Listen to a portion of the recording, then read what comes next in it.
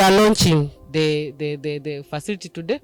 Appreciation to the scientists from NARO, Kyambongo and ICIPE for the hard work.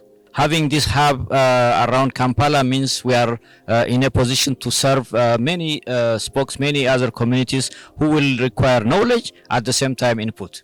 Because this hub can facilitate knowledge for starting projects, business incubators. At the same time, they can also sell the inputs to these new farmers. University, we are so much involved in having our academic programs connect with the market, and somewhere we are supposed to have all our programs connected or having an entrepreneurship component.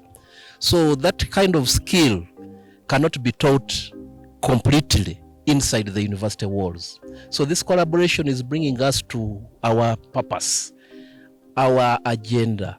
Can we have hubs like this where they are business oriented and private sector managed, but also providing knowledge and skills for service?